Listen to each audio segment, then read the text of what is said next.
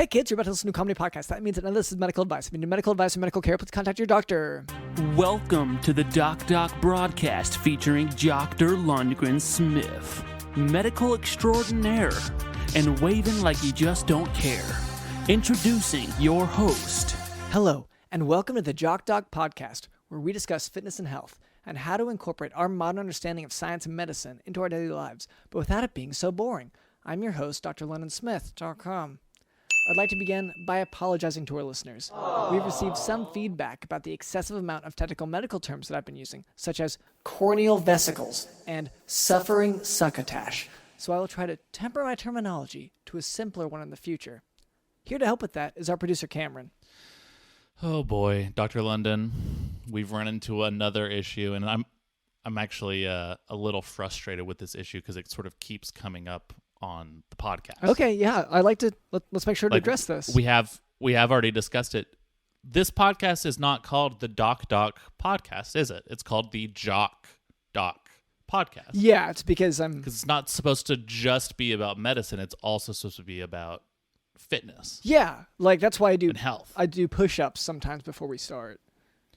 Well, and that's great. And for our Patreon subscribers who subscribe to the push-up tier, who get all the videos of us doing our daily push-ups, that's awesome for them. And guys, thank you so much. We just hit 350,000 subscribers on the push-up just tier. For push-ups, though. And then that's a separate just feed. For the push-up tier, you don't get the bonus episodes or anything else. You only get 3 push-ups a day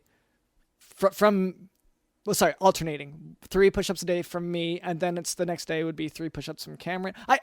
I'm explaining it as if you don't know. Yeah, but we edit the videos so it looks seamless, like it's kind of going back and forth. It's released cool. annually. It's trippy. Yeah.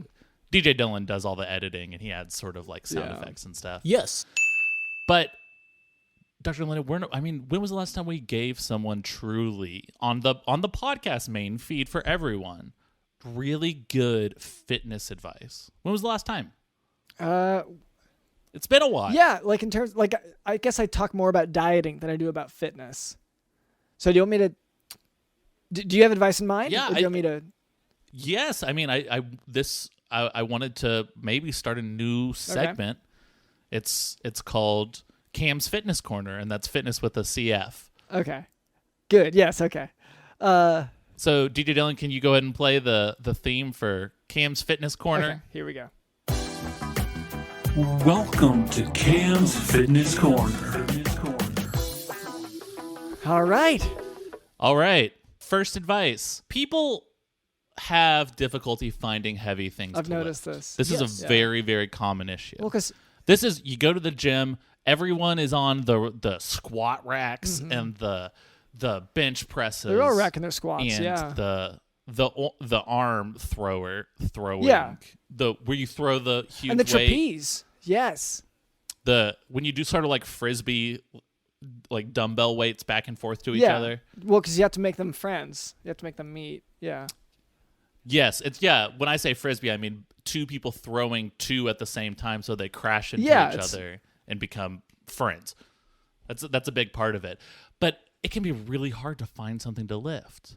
And Dr. London, you've brought up on this show in the past sort of the obesity epidemic. Yes. That we've talked about in the U.S. This is, and not that there's anything necessarily like wrong or any sort of guilt should go that way if that's something you struggle with, but we're gonna start lifting heavier people. Okay. Yes. So I figured this was gonna come up. Yes, I say go outside, find the heaviest person you can find.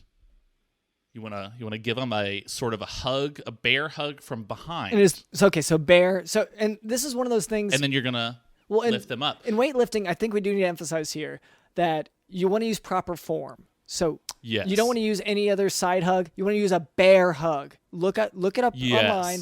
Get the form correctly, because otherwise you could hurt yourself. Okay.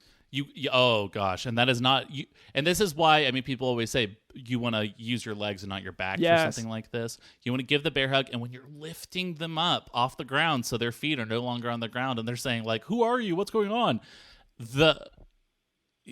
You're utilizing the correct muscles, and it does work out your lower back. Like you are still getting that exercise, even though you're lifting with your legs. Yeah.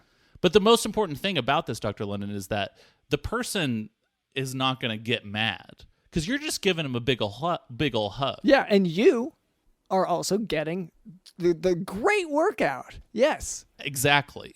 And this is sort of the key to the Cameron Fitness program, and that is, again, fitness with a CF, is finding ways to add your workouts into your daily routine. So then it's not even really working out. I'm already running up behind a lot of people and then giving them big old bear hugs where I lift them up off the ground. I'm doing that quite a bit. Yeah, you've been doing it to people regardless of size or stature, but I feel like since you figured out that larger people weigh more generally, you've really sort of strategized and noticed how you can incorporate that into your workout routines. Yeah, and it just like actually focusing on the proper muscles that I need to be sort of flexing or working on or focusing on while I'm doing this behavior. Because in the past, I feel like, because obviously now you're focusing on just the one larger body. I think in the past, you've really been focused on people who are just coming out of the grocery store because they have more stuff in their hands, and you're thinking more stuff, more weight, better exercise. And I think you've improved on your old strategy because they just drop the stuff, or it's, pressing the bread and bananas and whatever against their body. Yes. Well, and that's the issue is you're trying to get your reps in, but now you're not dealing with an even weight because you do your first set while they're holding all the groceries. Then they're throwing the groceries down because they've been flinging it, trying to get me off of them for the last 10, 15 seconds. Yeah. Stuff is falling out of the bags. A lot of weight is being sort of redistributed from the mass. Yeah. Yes. In an inappropriate manner. Yeah. So... but Dr. London, I mean, can we discuss maybe just real quick a couple ways in our daily lives we can start adding some fitness into the mix? Yeah. Like, I mean, I have some examples. Okay. For example, you wake up in the morning. What is the first thing you do when you get out of bed in the morning? When I finally get out of bed? Okay. Yeah. So that's 3 p.m. Let me just answer for you. Okay. You're chasing your neighbor kid down the street because he stuck the hose in your window and sprayed you with water. Okay, yes. So this is typically what I'm doing when I get out of bed. I go, and that yawning motion is typically the sign for my neighbor kid to try to spray the water directly into my yawning mouth. Yeah, well, it's a target at that point. I think he's trying to drown me. I think that's actually what is... Well, I thought you looked thirsty in those situations. Yeah, which... You are there in a lot of these scenarios, and you're sort of like, you're not doing anything. Just nodding my head. But you're watching outside, and you're sort of like having a conversation with the kid. It sort of seems like you could ask him why he's doing this, or say, like, you don't have to do this every day, at least. I feel like usually I am the one saying, like, no, you'll want to aim higher. Or lower. Like, well, sometimes I'll say, like, well, it's going to get in his nose. You don't want that. Obviously, you want him to drink. You don't want him to get up his nose. So aim a little bit lower there. Yes. Okay. Good. I'm just coaching. See, Dr. London, this used to frustrate me. Now it doesn't because now I can incorporate it into my daily exercise instead of just chasing this kid around the block a couple times. Now I can try to focus on, okay, I want to run 5 miles today, so I'm going to chase this kid for about 5 miles. Yes. Maybe I want to add some weight, so maybe I'm waking up in the morning already with a backpack on full of some weights to add some resistance while I'm running. Then these are things Dr. London, this is the trick. This is so tricky. I'm not paying a gym bill for any of this. Yeah, it's just all natural. I don't even feel like I'm working out at all. Yeah, this is just how you wake up. It's just my daily routine. These are the ways that you can sort of change your entire life without even noticing it. What I've loved about your methods of exercise is that you've also incorporated the other ones. So you'll run around with this backpack chasing the kid, and then you'll pick up people on the way because you're realizing, well, I've built up the muscle mass to handle this initial weight from the backpack, and now I need to pick up this large man for a little bit. Okay, too much? We'll decrease that weight. Instead of, like on a weight machine at a gym, having to adjust the weights, having to push this here and twist the thing. It's just a lot of work. Yeah. I'm running down the street. I see a 7-foot. I see Shaquille O'Neal, our former guest, Shaquille O'Neal. I see him. This is a man that is going to be very difficult to bear hug from behind and then lift him off the ground. He's like 2 feet taller than me. Mm-hmm. I'm famously 4'11". I think we've discussed many times on this show. Yeah, I don't know you're famously such, and I feel like your height is more variable. But in any case, it ranges from like 4'6" to 7 5'6", something. Yeah. depending on the context. Yeah. Yeah. Well, But the lighting. I see Shaquille O'Neal. Look, I have zero idea if I can get him off the ground. Am I gonna try? Oh, you have to. Yeah. Hell yeah, I'm gonna try. And that, my friend, is Cam's Fitness Corner. That's fitness with a CF. All right, and let's do the outro song. Good. Welcome to Cam's Fitness Corner. All right. Well, so that was our producer Cameron. Also with us is Digital in the house.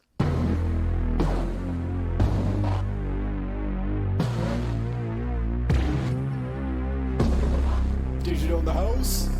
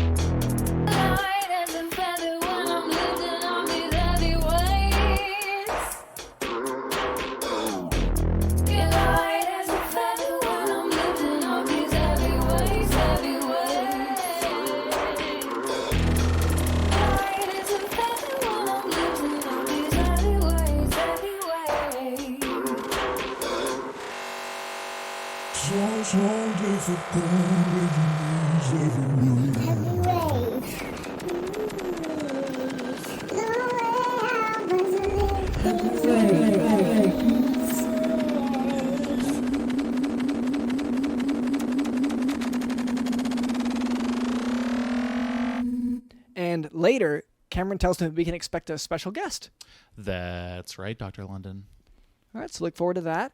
Before we move on, I would like to address a bit of listener feedback. This note comes from online. Okay, so this is from the internet. Okay. This note reads, quote, "Do you know where the TV remote is? I checked behind the couch, but it wasn't there. And I checked again, and I thought I saw it, but it turned out that it was a rattlesnake. Follow-up question, do all TVs come with rattlesnakes?" End quote. First question, Dr. London, are you online? You have never told me that you're online.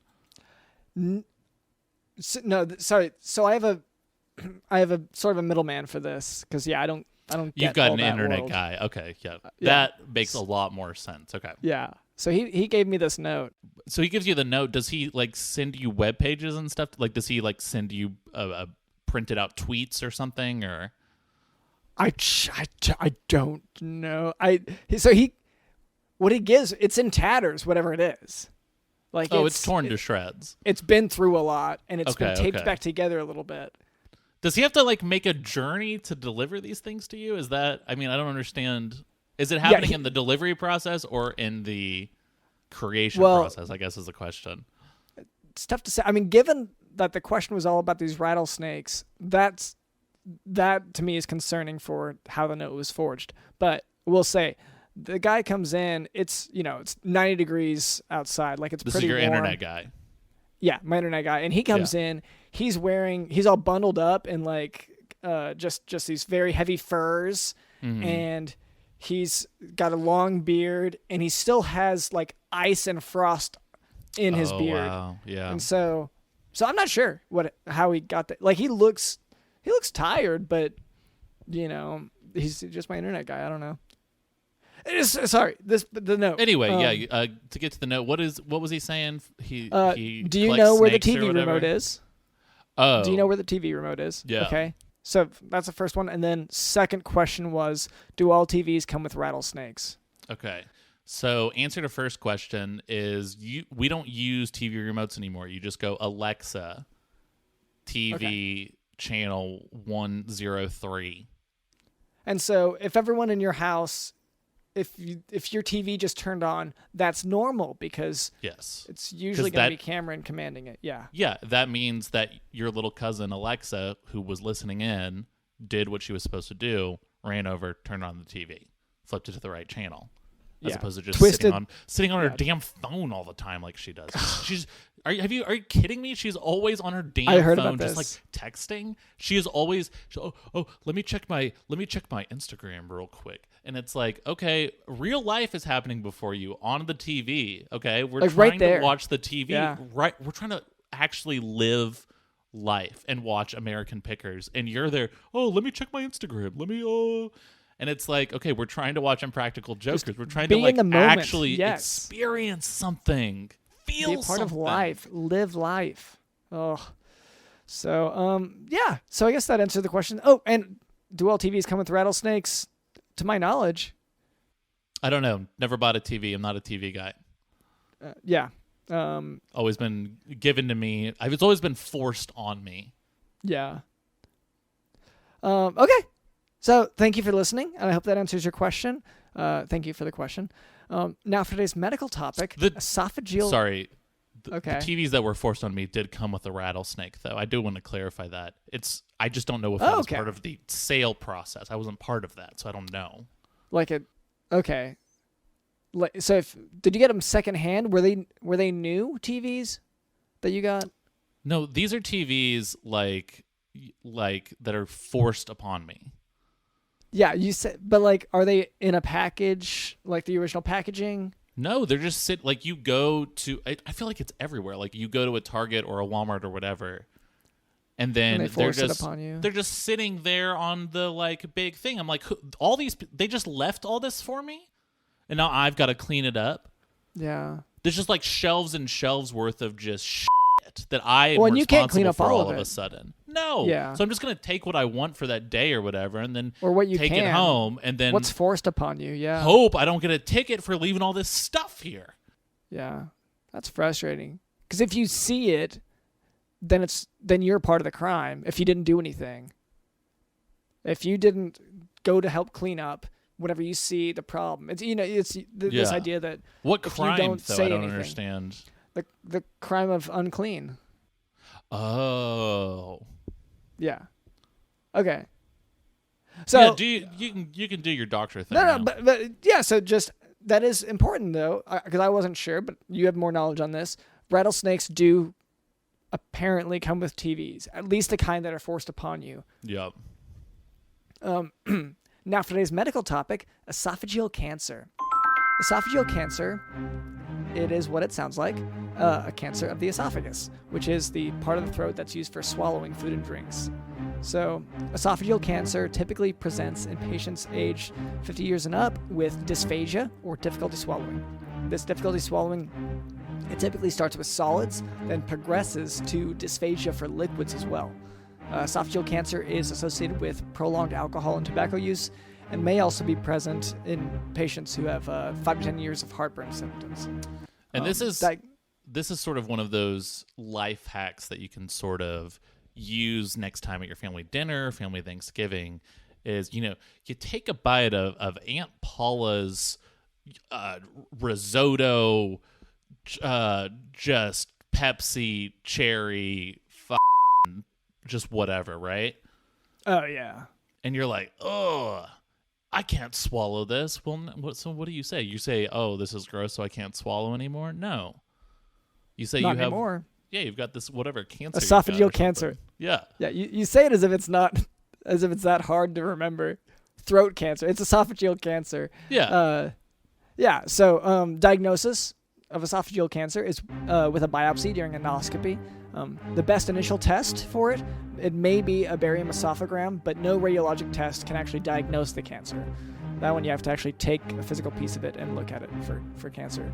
CT and MRI are used to determine the spread into the surrounding tissues, and a PET scan is often used to determine whether cancer is resectable. Treatment is with surgical resection. Without resection, there is no cure. In addition, chemotherapy and radiation may be used, and for lesions that cannot be resected, stent placement can keep the esophagus open, but that's just for symptom relief. And again, I mean, once you go down that road, it can no longer be used as an excuse. Whenever you get it taken out? Well, yeah, I mean, you're saying you're using tools to keep your esophagus open. That's sort of counterintuitive to coming up with this scheme to avoid eating Patty's, disgusting food. Cherry Pepsi risotto, like I said before. Yeah. Okay, so that's some helpful life hacks, and hopefully maybe a little bit of knowledge about esophageal cancer as well. Hopefully both of those registered for you. And do get surgery, though. You want to commit to the lie, commit to the bit. Okay, so this is where our advice is going to differ a little bit, because I would say actually if you have esophageal cancer, then yes, surgery is a likely option. If you have it, or you're trying to convince your family that you do have it in order to avoid eating Aunt Paula's Cherry Pepsi risotto. That option. Commit to the bit. Yeah. That option I think is more I can't medically advise that. But I recognize it. We got Dr. London's personal endorsement as opposed to his professional one. That's actually pretty huge. Okay, well, we can move on from there then.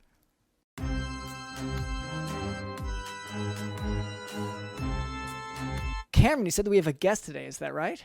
That's right, Dr. London. Right. Okay. Well, my name is Dr. LondonSmith.com, and this is our producer, Cameron. And what was your name? My name is Leonardo DaVincio, my good sir. Oh, wait. Is that Da Vinci? Like, you're not the famous guy, right? Were you in Titanic? That's a very, very common misconception that I get a lot of times online, and I appreciate that. It's very high praise. Actually, my name is actually a combination of two of my parents' artists that they look up to, like, endearly. Leonardo from the Teenage Mutant Ninja Turtles, and DaVincio, who was the homeless bum at the end of my street, who sang along with the police sirens as they passed by. Oh, wow. And that's really cool for your family to support local art like that. I think that's one thing that's really missing from this sort of, everyone's connected to the internet society. What happened to local art? These people down the street. Now, do you know this guy? Like, do you interact with him, or is this just someone you see and is sort of around? He was someone that passed away like 35 years way before I was born. It was just someone that, like I said, my parents really admired them. Okay. Yes.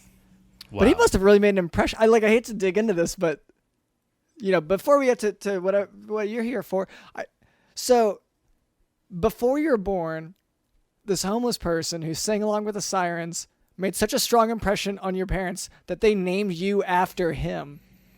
I try to question it as much as I can, but the same last name, yes. It was a very interesting process that they had to go through with the naming thing, a lot of legal papers and such. I still have the documents somewhere in my cabinets in this general area.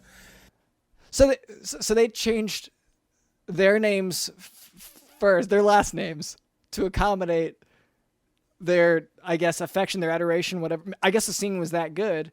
Or maybe, as Cameron said, like it was just this dedication to local art. That's really what it was. They really aspired me to be an artist myself, and that's something that I try to take with them, like in a legacy kind of way. I hate to disappoint them at this point. They're still here. Don't stress about that. But yeah, I try everything I can to prove to them that I can carry on the legacy that they have handed down onto me. Yeah. So wait, what was your family name before they changed it to DaVincio? Have your parents ever told you? Oh, they still carry it themselves. It was there's a lot of hyphens in it. It's Rogers, Smith, Martinez, Danielson, Rogers, Anderson.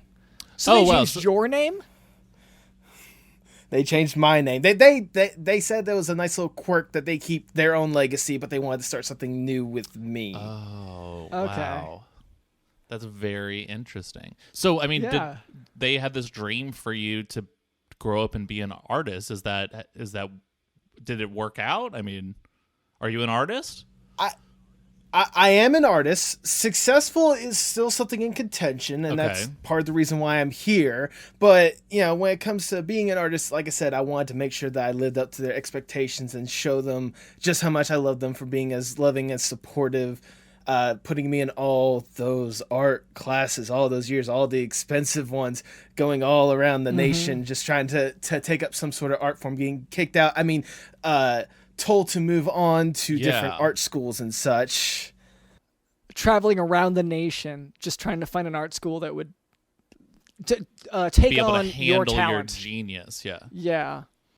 I've gone to some like prestigious places, New York, Los Angeles, Kansas City. I even been to Athens for a moment. Athens, Georgia, not Athens, Greece. Of course. But you've been there. Wow. Okay, you've been to these prestigious places. They won't even let me into Athens.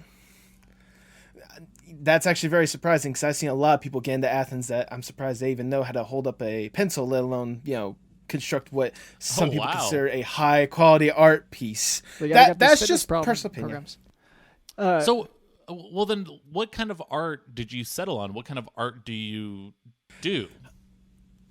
I personally like to go with more of an abstract art aspect, ones where you can tell that there's a lot of emotion in the artist, and that they give a lot of themselves into these pieces that sometimes they will, tear limb and soul out just to make sure that people can understand and, interpret just what they were going for, whether it be something as simple as love to something as complex as trying to own an apartment in New York. I mean, it's all sorts of different aspects that, when it comes to abstract art, is really unique. Yeah. But if I give you $100 for a piece of art, what am I getting in return, I guess, is maybe a more specific question. I will be more than happy to tell you. You are getting almost as much of a part of me as I can give you with whatever little individual piece. Like, yes. I try as much as I can to bear my soul out and to basically spill my guts to try to let you know that this is how I was growing up in these certain circumstances, growing up with such high expectations pounding down on me every single night, growing up, going all around the place and barely seeing my parents half the time. It's one of those I wanted to make sure that more than anything else, whenever you pay $100, you'll get just at least a small piece. But if you bring it up a little bit, I'd be more than happy to give more and more, Oh, wow. Yeah, and just sort of figuring out, like, people say it's important to work sometimes creatively through your trauma. And the trauma of an art school saying, please leave, or whatever they were telling you. Wow, that's really, really amazing. Not just one. It was more along the lines.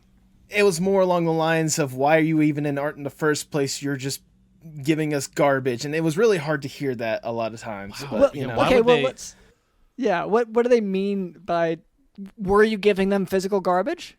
Was that? Occasionally, but that was because they asked for us to, again, give us an interpretation of ourselves. And I feel like at times I could be a piece of garbage, that was, beloved and beneficial, that is given out, and people look at and be like, why am I giving you $100? Why are you paying money to even come here? It varies. Well, you say, but, for me, I was in the sciences, so I wasn't as plugged into the art world. And so for me, a lot of this is going to be new. Like you, in some ways, you're going to be my biggest connection to this world of art. So and this is just from me not knowing, what kind of garbage were you bringing in? Like, was it like an empty Coke can? Was it a dog that you found on the road? Was it... I don't know. I'm just Dr. Lennon. A lot of time. I'm so sorry for our host. He doesn't have a creative, artistic mind. He comes from a science, math, whatever background, so it's hard for him to understand sort of larger, existential, abstract concepts like these. I mean, I can completely understand, and sometimes. I'm not going to say a simple mind, because you are a very trusted and well-loved doctor, and I appreciate the input that you do give. But for some people that are of simpler minds when it comes to the art world in general, it's hard for them to kind of look at something and think, how in the world would someone pay $1 million just for a banana taped to the wall? Like, it's very unique, some of the stuff that's out there. And for me, like I said before, I try as much as I can to bear my soul out, and sometimes, it would be like the cola cans and such that I would make sure, like I said, there's a little bit of me. It was really, I had a large surplus of, what was it? It was a hometown favorite. I keep forgetting. It was like Koala Cola or something along the lines of that. Yes. Okay. Yes. Yes. It was something that my parents, they worked at their factory at some point, at least like their distribution center in America. So it's one of those, like, I had a lot of surplus of that, and that was the basis for a lot of my art at the times. But it's something that I've learned to just kind of get away from, because that was a part of my past, and I need to be looking forward into the future. That is really interesting you bring it up. We're actually on the Koala Cola podcasting network. We're part of the Koala Cola family. Yes. So to hear that a lot of your art was based on that in the past, I mean, that's going to be very exciting for our investors who are usually pretty mad at us. Yeah, we've been told to kind of keep a little bit more quiet about it, because apparently most of the messages that were very private and confidential, I was reading them out thinking that they were sort of feedback or something that was public. Anyway, so like, we've been trying to tone it down, but now I see we can bring this right back, because this was the foundation for your whole artistic outlook. Was my foundation. Yeah, I like I said before. You've grown beyond that. So we should move on as well. Okay. So I try, it's one of those, like, my dad lost a limb in that distribution center, but that's, small potatoes at this point. Yeah, but it didn't get in the cola. We do really want to mention that if a body part gets lost in any factory distribution center, that does not end up in the cola. And it's usually the person's least favorite limb that is lost. Almost always, yes. Yeah. When interviewed after, they say what's they his don't even beloved care. If they had to pick the limb, they're like, "Oh, that's the one that I wanted gone." A lot of people say, "Oh, it really worked out." I mean, the benefits whenever he left was something that he surely loved and endured. So it's something he still does to this day. Yes, unlimited Koala Cola for life. That's the amazing severance package offered at Koala Cola. But like I said, that's something I tried to move away from at this point. Let's hear about your latest work. Like, have you had any shows or exhibits or anything lately? The closest that I had to an exhibit is I had a public display of some of my art in Times Square. In fact, it was after my recent departure from New York. I decided to have sort of a public showing before the police came up and told me I needed to respectfully leave the grounds, which I was confused by. But, some people can't interpret art that well. I understood. I was like, fine. You're lucky I don't sue, but a lot of words were exchanged. The NYPD. Blah. What were you doing that they were so what was the art over? Piece? Well, like I have been hinting at before and hinting up into now, is whenever I do one of these art pieces, I try to bear myself out as much as possible, and I want people to sort of see that in more of a first-hand basis and such. Okay. I think I'm starting to understand what you might be saying here. You're a bear. Wow. I was called that in San Francisco, but that's a totally different issue. Right. Yeah. Was the reason why the police officers confronted you was there are a term public indecency thrown around? Public nudity. Not nudity, but indecency in general was being tossed around here and there by a few of the deputies and such. But more than anything else, like I said, I try to bear myself out as much as possible. And for me, it was to consume some of the best media that is out there and such, and then regurgitate it onto my audience. Basically, I was taking as much fruit as I could possible and trying to regurgitate it literally as a popular art piece that people would potentially enjoy. Okay, so you ate a lot of fruit, right? And then you vomited that fruit onto people, right? And it's something that really hurts on the esophagus at times. But it's one of those, once you power through like the first 5 seconds, it really just like eases through. And I mean, some people were amazed by the volume that I was expelling out, but they weren't amazed by the piece that I was trying to paint on the scene with my feet. I'm a decent person. You can't expect common minds to simple minds, like you had mentioned before, to truly understand the level of art that you're bringing to them. I mean, can you tell us the message behind that? I mean, what you were trying to say? Were you saying, "World, well, I'm sick of you, and here it is here am I"? But fruit is tasty. Fruit is tasty. Both of those are good points, but I think the overall message I was trying to get at is, especially in all these travels, all these different places, I was just consuming all sorts of different art, all sorts of different media, all sorts of different foods. Oh my God, if you guys have a deep fried Oreo before, that is something else. I have, yes. There you go. But like all these different places I would consume, and it would like stay bottled up in me. Like it was very unhealthy for me mentally. At least I would like to believe so. I have not seen a proper doctor on any mental illness or whatnot. Not the reason why I'm here. That was something I'd be taking care of on a different issue. But as well as I was consuming all this much, and I wanted to expel it out in the world, and I thought the best way for me to expel all this is to literally regurgitate it onto an audience and let them know this is what I love. You should love it too. By whatever coincidence, our topic today, our medical topic, was esophageal cancer. And oh, lovely. Yeah, so whenever you constantly irritate your esophagus, your throat, it can actually do harm to you. I don't know if you're aware of that. Can it? Well, that's part of the reason why I'm here. Honestly, like I said before, like when it comes to the food and all that kind of stuff, like I said, once I got through the first 5 seconds of irritation and pain, it just like flew right out of me, physically, figuratively, and literally. Mm-hmm.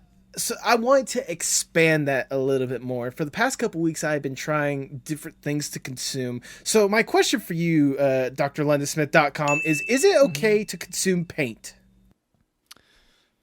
That is a very, very, very fun question. And that is a question that I think actually I might be able to answer a little more. I think I might be a little more knowledgeable on the specific subject than you might be, Dr. London. Okay. Do you want me to, I'll give a little bit of a brief take real quick, which is that under the Koala Cola Corporation, I'm only permitted to teach really one medical lesson at a given time.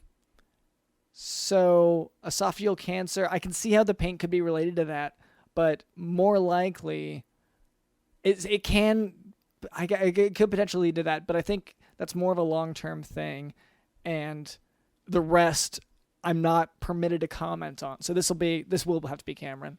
Okay, and then DJ Dillon, can we edit out all of just whatever Dr. London was just talking about? Yes. All right, now let's break down the differences between consuming acrylic paint versus oil-based paint. Now, acrylic paint is going to have... Hold on, let's get the Break It Down song. Yeah, let's break it down. Let's get the Break It Down. There we go.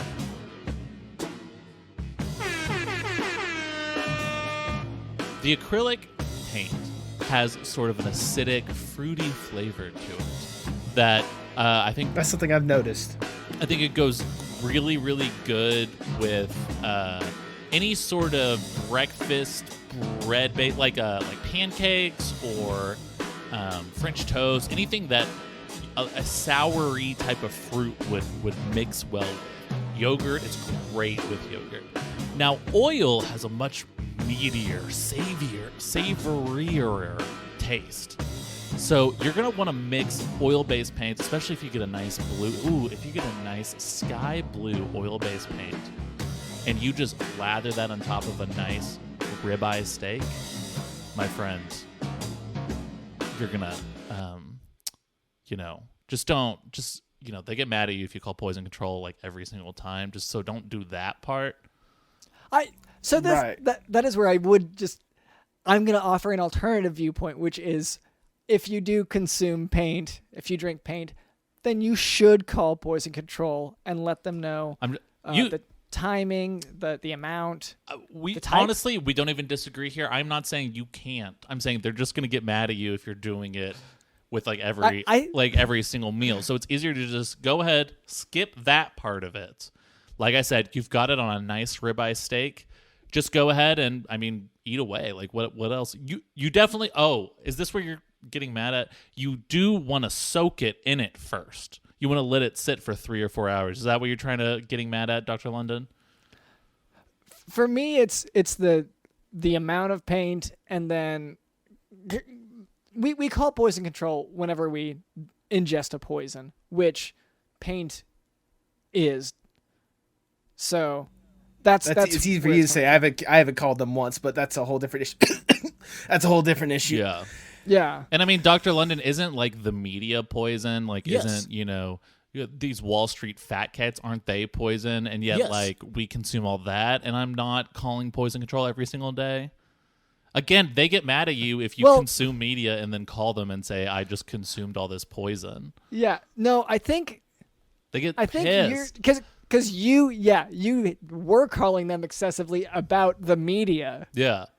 And that's, I think, why I don't think they got mad about you calling whenever you were drinking paint. I think it was because you kept calling them and saying, I was Wall being Street's. tricked by the media. I'm over here and I'm like, okay, so is this guy actually a psychic, or is he pretending to be a psychic with his buddy to help solve crimes? You know what I mean? And poison control. Oh, did you get that call from Wall Street too? I was making that call because I was pissed off to poison control because of what the media was forcing down my throat. They were calling me because they were telling me Poison I needed control to was stop trying calling to you? champion. No. Wall Street. Wall Street was calling me because right, they were telling me I need to stop champing around this psychic, and by champing I mean following them and trying to regurgitate on them to let them know that I love what they put out there. Okay, well let's actually get into that. Is that how you show affection? Through regurgitation? At times, it's a lot easier said than done. At times, it just depends on like who I want to showcase it to. As much as I'd love for it to be affection, there's only so much security I can get through with the people that I do appreciate. So it's more or less trying to gain affection from my audience. That's why I will go up to random strangers and give them a live show by puking right in front of their feet to present this colorful piece. That's why I started with the paint to try to present something a little bit more colorful. And you it's do been that a lot of reds. You do that for free, or do you like charge them after you give them this live performance? The model was to charge them after the show, but 90% of the time they run away thinking that they're going to catch some disease. Well, These let's talk about the 10%. I hate these damn thieves, these content thieves. I want to talk about the 10% who pay up, though. The 10% are usually the security that's kicking me out of the place for puking in their lobby. They will pay? They'll give you money? They'll pay in punches and kicks as they kick me out of the place. Okay. And you accept that. Okay. I got any kind of currency. I know. I forgot we're talking to someone who thinks a little more abstract, who thinks a little more existential, and I'm sorry, exactly. Dr. London and I are being so strict and we're awful, and I forgot you're exchanging the currency of emotion. Yes, and so if your emotion is vomit, and then the response is punches, that's an even exchange potentially. It's a heartwarming and it's a gut-warming experience. Yep. Either that or that's the acid eating away the stomach lining. But that's a different issue. It sounds like a very related issue, if we're being honest. But yeah. It just depends on what aspect you're looking at. It's one of those, like I said, I try to bear my heart and my soul out. And sometimes the body needs a sacrifice in order to really showcase to the world how I truly feel. So, I mean, is this what are you committing to this form of art for a while, or are you going to be trying anything new? I know you're talking about paint, but I mean, what is on the horizon for your creative outlet? Well, hopefully this will take off eventually soon, because there's only so many train stations I can get kicked out of before I lose any sort of transportation, one aspect or another.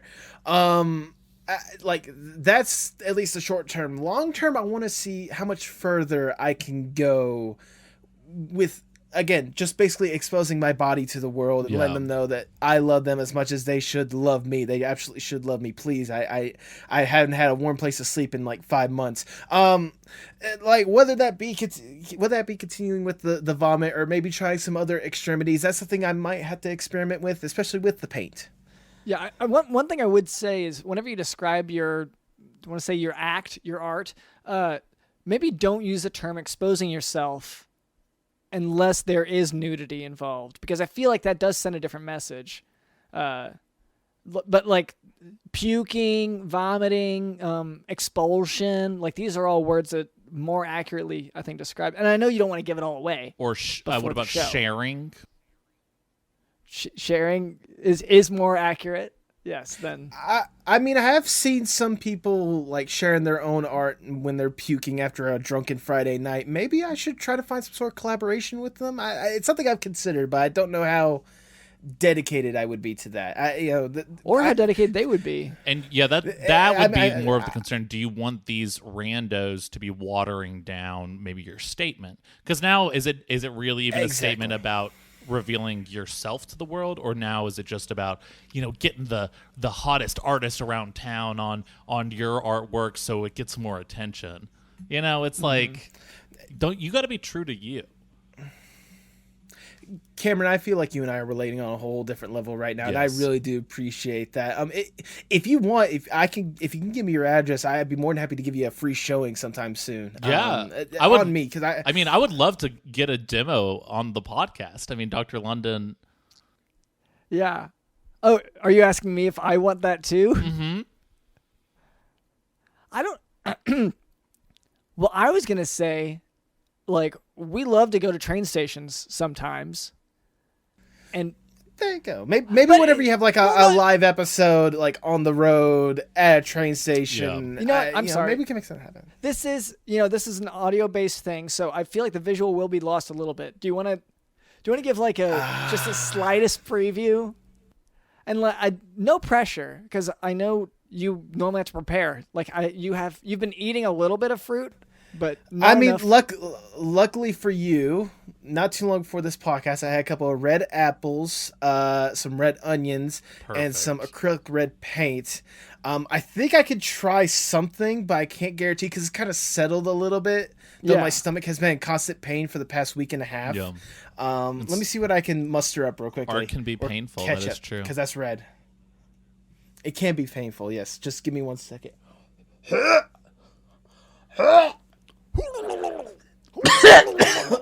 Wow. Oh, look, there's some red. Oh, wait, that might be blood. I would say it's impossible to tell, so I wouldn't worry about it too much. And just for our listeners, if you have an experience where you're vomiting and you see blood, go to the hospital because it's one of two major diagnoses. Again, are what we're looking for. If you go to the ER and everything that's all over your face ends up just being ketchup, the doctors do get really pissed. Again, I can say that from a firsthand experience. Again, trying to find some way to express myself. Do try to rule out if it is just ketchup. Like that's fair. Yeah, sure. But if it tastes like blood, we are like 100 and whatever episodes in, and I think that is the first time you have said, "Hey, that medical advice you gave is totally fair. Thank you." Yeah, make sure it's like if it tastes like ketchup, then it probably isn't blood. It probably is ketchup, like because they have very different flavors. Smells like iron. I think that's blood. That's closer to blood does contain iron. And on that some note, paints do as well. Okay, yeah, sure. I just wanted to ask real quick. I mean, you're sort of getting into this art world. I remember probably like 6-7 years ago, there was a Lady Gaga concert she did at South by Southwest where she had a performance artist vomit like this glow-in-the-dark vomit on her. So my question is, are you pissed that guy is getting paid and you're not? Absolutely. Are you kidding me? I bare my heart and soul and I've been homeless for 5 months and this person... I'm sorry. I need deep breath. I thought you've been paid you've been paid 10% of the time. And through physical beatings. Yeah. Because you don't care about like money and possessions and stuff, right? Or food. Right. I should care about money. What matters is that artist was given an opportunity to showcase to the world that art can be something else. Yes. And something that especially whenever an artist is able to spill their guts out, hopefully they can get through it and still stumble onto the stage next day to do it again. And that being spilled guts in a more literal fashion. Okay. No, it's a metaphor. Well, in any case, we've been exploring so much here, but we have work to do here, and I hate to slam this interview into a bad place, but like we have to do our chores. I understand, and I still at least appreciate you guys giving me the opportunity to speak and showcase to you guys a little bit of my art, because it's really personal to me to showcase that. Well, we definitely want you to help us with our chores if you're down for that, if you're okay with that. We definitely need a more of an artistic, like big thinker perspective on a lot of these projects. Yeah. Normally I would attempt to commission a person for asking me to help them out. But you know what? You guys have been such wonderful hosts. I think I can let you guys off with a freebie. Well, and I would say, Cameron has been really working on his fitness. I bet he could punch you afterwards if that would help. Yes, that would be really, really great. I bear hugged a 7'3" man earlier today. Wow, I am actually impressed by that. Yeah. I'm ready to punch. Okay. But if nothing else, it might spark a little gag reflex, so you might get an even more in-depth show. So, I mean, who knows? Oh, do you want me to explain the chore wheel real quick? Yes, Cameron. Just for any new listeners or anyone who might be confused, what in the heck are they talking about? Dr. London and I are very, very busy people. We try to fit in this podcast, honestly, in between what we spend most of our time doing, which is hanging out at the dog track and sort of meeting and people there and socializing. That's, the podcast is the secondary thing. But regardless, we have gotten so busy that we've been neglecting all of our chores. We haven't done the dishes, haven't taken out the trash. We haven't scrubbed our sandwiches in weeks at this point. They're getting fuzzier. Oh my gosh. And I know you're supposed to scrub your sandwiches on a daily basis, but it hasn't come up on the chore wheel. Anyway, so to finally get some of these chores done, we created a chore wheel.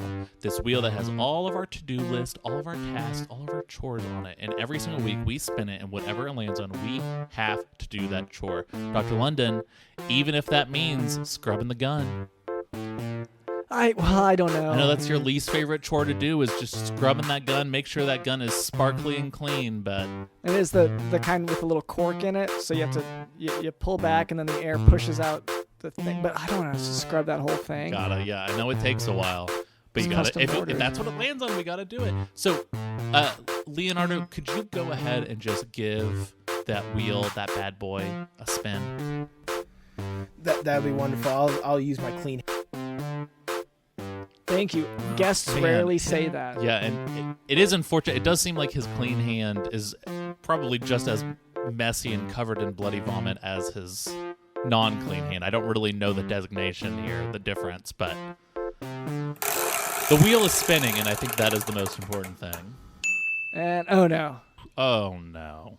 Of course it would land on this one. Okay. Do you want to read it? I honestly forgot we had to do this, but we have to... I'm ashamed that we have this. We have to pitch a superhero to Marvel and DC based on DJ Dillon. And now it is Marvel and DC because the idea is to create competition. Yeah. Because we know that they've both been making very good superhero movies that have been well received. Well, we're in a preliminary bidding war. We've had this conversation with Marvel and DC for years now at this point. Mm-hmm. They love what DJ Dillon brings to the table. They hate the podcast. They cut us out of the podcast, but they keep the DJ Dillon stuff going when they listen back. Playing. Yeah. And they say, we got to get this guy into our universes. You got Marvel wanting him to be in the Avengers universe. You got DC wanting them to be in their, I don't know, that lame group where they, hang out with each other. It's all the same thing, yes, right? No, I'm sorry, yes. But we all know what you're talking about. They want DJ Dillon is what is the point. But we were like, oh yeah, we've got a great idea for some comics and some branding and some movies and all this stuff going on. And then we haven't actually. I got busy, the dog track stuff, so I got really busy and I haven't been able to figure out any of this stuff. Because we started these talks in '93. Yeah. And back then, I would say the standard for what a superhero movie looked like was a little different. Yeah. It was mostly Tim Burton based. Yeah. Which wasn't bad. Yeah. That was pretty much it, though. Yeah. I mean, there were a few, in the past, the Superman movies and stuff. Anyway. Oh, and there wasn't people much. always argue this, but I just insist Die Hard is a superhero movie. Okay, yeah. People are always arguing that. Oh, people always get so mad at me when I bring that up, but it's like, sorry, Die Hard is a superhero movie. Yeah, especially around the holidays, people get mad. People get so mad that I keep saying that. Yeah. But regardless, we got to turn DJ Dillon into a comic book superhero.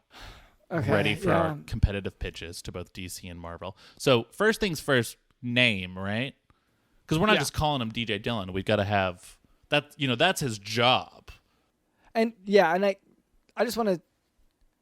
I want to also say we can't just say DJ Dillon the house for the name either, right? No, because that is copyrighted with the podcast. Okay. And I'm not getting rid of that. Yeah. Okay. Though I think we can come back to that as whenever we go into his powers, but yeah. Oh, okay. So let's go into his powers. So let's think of DJ Dillon in real life. What does he offer? He offers DJing skills. He's in the house. Yes. He is in the house. Yes. He's incredibly violent. Yes. And very to the extent that you want to report him, but you like him so much. Yes. That it's all right. Well, and then there's always the fear if I report him, is he going to take out that violence on me? And you don't want to deal with that. And we don't mean this in a negative way. It's good violence. No, it's superhero violence. Yeah, it's directed towards the right people always. Yeah. Yeah. People on the street, people hanging out, people at the dog track who are getting on our grills. Anyone who crosses him, yeah. So people who deserve it. It's just dog track people. Honestly, it's mostly dog track people. Yeah. It's not the dogs. No. The people. No. Just people that we're making side bets with them, and then they're not willing to pay because they're like, I didn't agree to that bet, and I really only want to bet with the office, not with you. And then usually DJ Dillon gets in the mix, and I would say this is all irrelevant. Well, but slightly relevant though. They did offer to pay us in the way that Leonardo has introduced us to payment. Oh, yes. They did try to hurt us. And DJ Dillon is just giving them, just paying them back. Yeah. Sharing the love, sharing the wealth of He must be a millionaire if that's the case. Oh, and he's just handing out money left and right. He's very, very generous. I would also say he's good at wearing headphones. Oh, yes. Well, okay, so I'm seeing some sort of a connection here, right? He's got the headphones. He's always beating people up at the dog track. And he's in a house. He's in the house. Houseman. House. In the I was maybe dog house man. Dog house. Leonardo, what are your thoughts here? I love the creative direction you guys are going with this, and I can tell that there's a lot of real life interpretations that I can definitely see shine bright. I think especially for a superhero would be especially well. The thing is, I think Doghouse Man might be copyrighted by some indie company in India. Yeah. I heard that vaguely somewhere during one of my travels. I think it was in Athens, Georgia. Somewhere around there. I heard there was a copyright for it. Yeah, we always don't want to deal with that. So what about Headphone Doghouse Man? You see, I believe that one's safe because I haven't heard that one anywhere. Okay, perfect. Well, you're the authority on it. So I'm thinking the headphones are dog ears, right? Like Ariana Grande cat ear style headphones with little kind of flappy dog ears, right? And then when he hears something, when he hears danger, boop, ears pop up, and he's in it, zoned in. Yeah, he's right there. Okay, good. Do we want him to dress up as a dog catcher as well, or do you think that would be counterintuitive? I think that's counterintuitive, but I think one who catches dogs, or is the dog catching someone? No, I'm almost thinking that maybe the dog catcher might be a sidekick. right? Because there's a okay. little irony in it that it's the dog catcher and he's working with a dog, but it's sort of like they've put their differences aside to focus crime, on crime. Yeah. And so you've got DJ Dillon. He's running around with headphones that look like dog ears, and then you've got a guy with a big net who's right behind him everywhere he goes. That's gonna be me, right? Can I be that? Ooh, so once again, they did not want us involved. Well, yeah, I mean, but please, I own a net already. I own a dog-sized net. That is most of the battle. I mean, I feel like you should at least go forward and present this because it's something that's wholly original. That's something that Hollywood is missing a lot these days. Something wholly original. Yes. And if they're missing it, that means they want it. Yeah. Okay. Because if nothing else, that's easy to merchandise. Okay. All right. So I don't want to lean only on the. Oh, sorry. No. I was just saying. Yeah, we're gonna give you your shot here. Yeah. You're gonna make this pitch. I don't want to lean only on the dog stuff because he's also a DJ. That's a big part of this. Oh yeah. So I'm trying to think of. So theme song is "Who Let the Dogs Out" already. He's playing that everywhere he goes. That's easy. Done. I'm also thinking that he's using records, like vinyl-sized records that have been cut in a way where there are sharp edges, and he's using that sort of like a throwing star. Large throwing I feel that, yeah. I would say also part of his costume should be the doghouse. Like, he should be walking around. I know we said dog catcher, but he should also just be very obviously a doghouse. Well, that's the sidekick is the dog catcher. So it's me as the sidekick. Yeah, so. But Dylan, you're saying Dylan. He's into house. Dylan is into house. So he is dressed up like a physical doghouse. He hears or crime. Maybe he just. Maybe he's just like through the doghouse, like as if he was a giant that. Or like. You know, kind of like he just smashed a doghouse through. I'm thinking also budget-wise, this would be easier to do. Like, just a hole through the middle of a doghouse, and he puts his body through that. Yeah, no, that's exactly what I'm thinking. Like, the doghouse is, let's say, the size of his torso. And so it's just from here to here. He's got his arms sticking out from holes on the side. He's got his head sticking out from top. Yeah. He's got his headphones on. He hears crime. He reaches into the doghouse, which he uses sort of as a utility belt, right? Yes. Because it's storage. Reaches in there. He's going to need this. Grabs this vinyl records that are throwing stars. Throws it. Yeah. That's really good. Dog catcher, me, big net. All right, I think we've got it. I think we almost forgot like the most important part is when DJ Dillon is suiting up and we see like the full reveal of the character, at least the first time, we have to include the amazing catchphrase, "Let's get this party started." Okay. Oh, yes. Yes. So, okay, we've already added another song to the DJ Doghouse Dillon repertoire. It's in the background always playing either Who Let the Dogs Out or Let's Get It Started by the Black Eyed Peas. There you go. Let's get this party started. Exactly. That's another just audio track for you to throw in if you need to. Let's get this party started. Let's get this party started. Get this party started. Oh, let's get this party started. Let's get this party started. Can we please get this party started? I guess we could get the party started. I want to go to the party. Can you start it? Please. All right. I think we've got it, right? Yeah. Okay, so, wait, what was the official name? It's the DJ Doghouse Dillon Man? Or is it DJ Doghouse Dillon Man? DJ Dillon Doghouse Man. You forgot headphones. You've got headphones in there. Headphones, DJ Dillon Doghouse Man. Headphones, DJ Dillon Doghouse Man. Yes. All right. I mean, headphones is what helps you get out of any sort of copyright. All right, and let's figure out: are we leaning more towards Marvel or DC? I feel like, it's tough to tell who. Well, given that Marvel has so many movies kind of laid out pretty clearly coming up, we can squeeze this one into the schedule pretty easily. I think, like everything's already laid out. So like right, next but summer. If we go with DC, then we'll get a really cheap HBO Max show, or that's on the CW as well. Yeah. So I guess it depends which one we want. Yeah. Yeah. Honestly, we pitch it to both. Pitch it to both.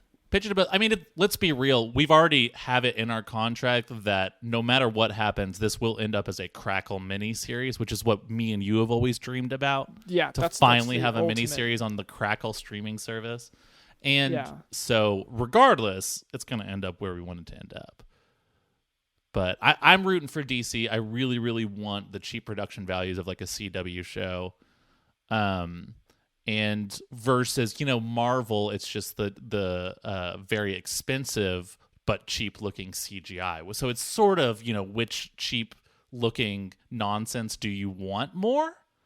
Yeah, and I do want it cheap regardless, but yes. It's just, do you want to spend $1 million an episode to look really cheap, or do you want to spend $50 million an episode to look really cheap?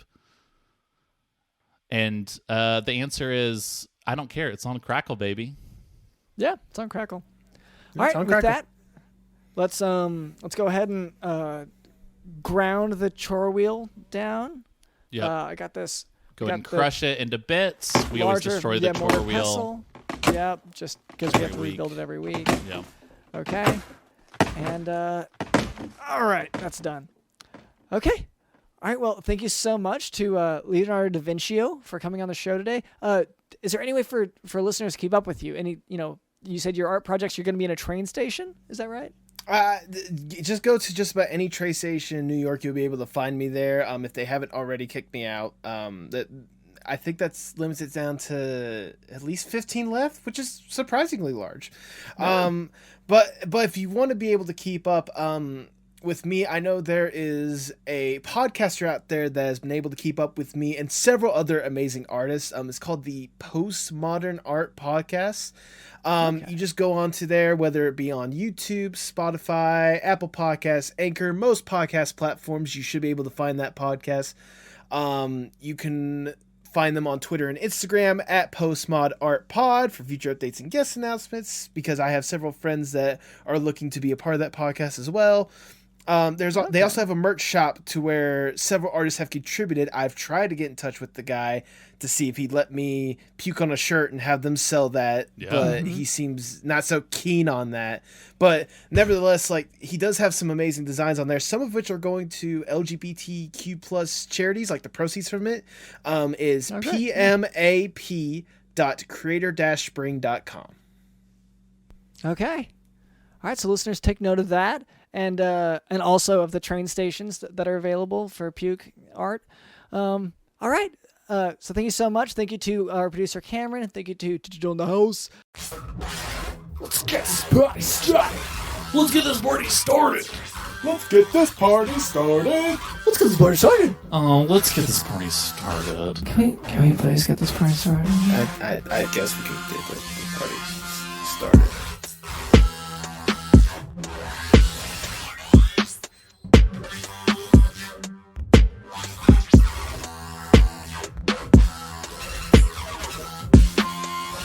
I'm gonna go to the party. Can you start it?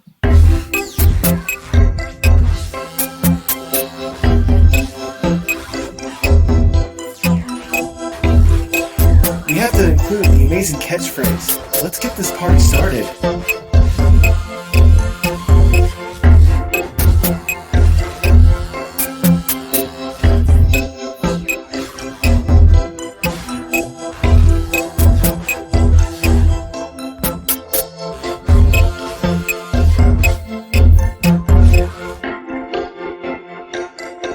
My name is Dr. Lennon Smith, Jock.com, and this has been the Jock Doc Podcast. See ya.